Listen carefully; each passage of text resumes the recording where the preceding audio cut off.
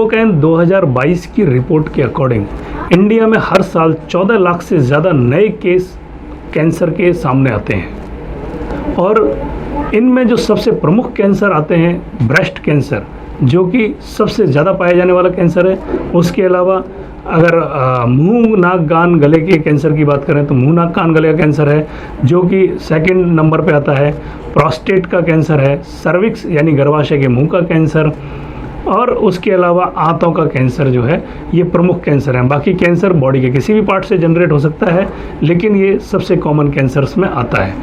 अगर हम इनको थोड़ा सा और अच्छे से देखें तो मालूम चलता है कि ये कैंसर को अगर जल्दी डिटेक्ट कर लिया जाता तो शायद इनका सर्वाइवल रेट ज़्यादा होता है। जैसे ब्रेस्ट कैंसर की बात करते हैं तो ब्रेस्ट कैंसर में अमूमन पे मरीजों को गांठ महसूस होती है, लेकिन वो उन्हीं को महसूस होती है जो रेगुलर अपने ब्रेस्ट का सेल्फ एग्जामिनेशन करते हैं। और इसलिए इसमें स्क्रीनिंग टेस्ट अवेलेबल है कि आप हर बार जो है हर महीने खुद से चेकअप करें। उसके अलावा 40 की उम्र के बाद डॉक्टर के पास चेकअप के लिए जाएं और मेमोग्राफी कराएं। ब्रेस्ट कैंसर जब अर्ली स्टेज में डिटेक्ट होता है तो सर्वाइवल रेट 95% से ज़्यादा जाते हैं और खर्चा भी कम आता है और कम टाइम का ट्रीटमेंट होता है। ऐसे ही हम मुंह नाक कान गले के कैंसर की बात करें तो ये कैंसर भी गुटखा खाने वाले, बीड़ी सिगरेट पीने वाले, शराब पीने वाले लोगों में ज़्यादा होते हैं।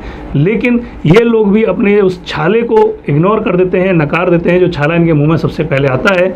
जो ब्रश करते समय, कुल्ला करते समय इनको मालूम चल जाता है खाना खाते समय कि कुछ छाला हुआ है, और वो छाला एक ही जगह पे बार बार बनता रहता है। अगर उस छाले को एक बार में ही दिखाया होता या दांतों के माल फिटिंग से होता तो हो सकता है वो कैंसर शुरू में पकड़ में आ जाता है। आपको जानकर आश्चर्य होगा कि अगर ये भी स्टेज 1 में पकड़ में आ जाता है तो हमारे कई ऐसे पेशेंट्स हैं जिनको हमने सिर्फ सर्जरी करके भेज दिया और उनको आज वो आराम से लाइफ लॉन्ग नॉर्मल लाइफ जी रहे हैं और उनको कोई और ट्रीटमेंट की ज़रूरत नहीं पड़ी है। यानी कि छोटा कैंसर, कम इलाज, पैसे की बचत, क्वालिटी ऑफ लाइफ ज़्यादा एंड सर्वाइवल ज़्यादा।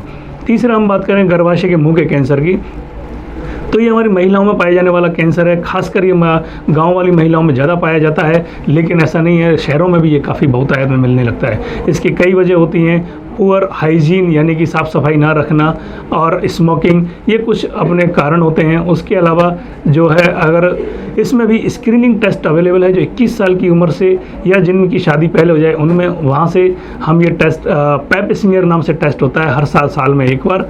और ये टेस्ट जो है कि इस कैंसर को स्टेज 0 में भी पकड़ने की ताकत रखता है। और इस कैंसर में भी स्टेज 1-2 में लोग 90% से ज़्यादा लोग अपनी सामान्य ज़िंदगी जी रहे हैं इलाज के बाद। और उसके अलावा हम बात करते हैं आंतों के कैंसर की। आंतों के कैंसर में भी दोस्तों यही सेम स्टोरी है। ये जो है आंतों का कैंसर में भी स्क्रीनिंग टेस्ट अवेलेबल है। 45 की एज से स्टार्ट होता है। इसमें जो है हर महीने या साल में एक बार जो है स्टूल यानी फीकल मैटर का टेस्ट यानी जो होता है वो करवाया जाता है। 5 साल में एक बार सिग्मोइडोस्कोपी दूरबीन की जाँच होती है और 10 साल में एक बड़ी दूरबीन की जाँच कोलोनोस्कोपी होती है, जो कैंसर को अर्ली स्टेज में डिटेक्ट करती है। अगेन हम बता दें स्टेज 1-2 में जब ये डिटेक्ट हो जाता है तो इसको पूरी तरह सर्जरी से क्योर कर लिया जाता है। और आपको जानकर हैरानी होगी कि इसमें स्टेज 1-2 में कीमोथेरेपी की ज़रूरत बहुत सारे मरीजों को नहीं पड़ती है। फिर से हम वही वाली बात करेंगे कि जल्दी पकड़ना एक कारगर उपाय है, क्योंकि जल्दी पकड़ेंगे तो आपको पता भी नहीं चलेगा कि कैंसर नाम की कोई बीमारी हुई थी। कम खर्चा होगा, कम ट्रीटमेंट होगा, सर्वाइवल रेट ज़्यादा होगी। तो हमारे को इसी बात का एक ध्यान रखना है कि हम रेगुलर अपना चेकअप करवाते रहें। और शरीर में कहीं भी कोई गांठ है, अनएक्सप्लेन्ड फीवर यानी कि लगातार बुखार बना हुआ है, 15-20 दिन से ज़्यादा हो गया, अनएक्सप्लेन्ड वेट लॉस, लगातार वजन गिरता जा रहा है, गले में आवाज़ में बदलाव है, दर्द है, निगलने में कोई दिक्कत आ रही है, खांसी होने लगी है, लंबे टाइम से टिकी हुई है, छाती का दर्द है, सांस फूल रहा है, पाचन शक्ति में दिक्कत है, कभी कब्जी कभी दस्त हो जाते हैं, मल में खून आता है, और ब्रेस्ट में कहीं कोई गांठ है या उसके अलावा कोई बच्चेदानी से या जो है कोई स्राव आ रहा है, कोई डिस्चार्ज हो रहा है, पीठ में दर्द है, ये एक वो कॉमन सिम्टम है। और ब्लीडिंग हो रही है कहीं से, कि आपको ये अलर्ट करते हैं कि प्लीज़ घर पे ना बैठें, तुरंत डॉक्टर तक जाके चेक कराएं। ज़रूरी नहीं कि ये कैंसर के ही निशान हों, लेकिन यस कैंसर के निशान जरूर हो सकते हैं ये।